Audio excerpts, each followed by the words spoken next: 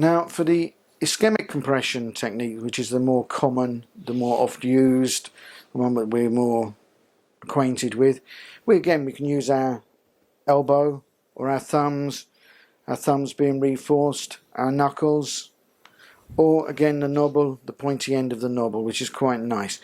What we're looking for when we find the trigger point, we will compress it for up to 30, sometimes 60, other people have done minute, 2 minutes.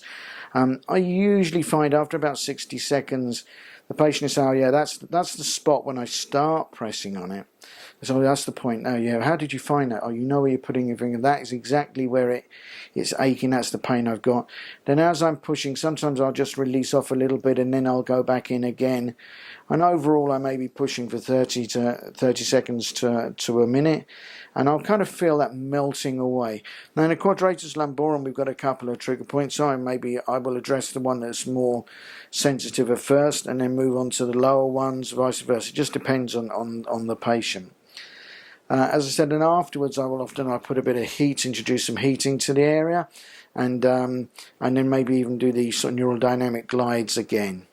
So they're the ischemic compression technique. Again, we'll just go over it. We can take the knobbel, we can find the trigger point, we find the center, the patient will jump or say yes, that's the spot.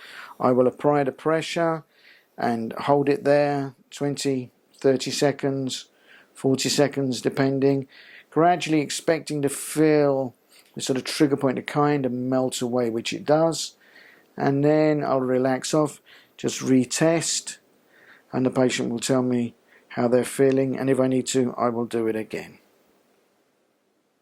So that's the ischemic compression technique.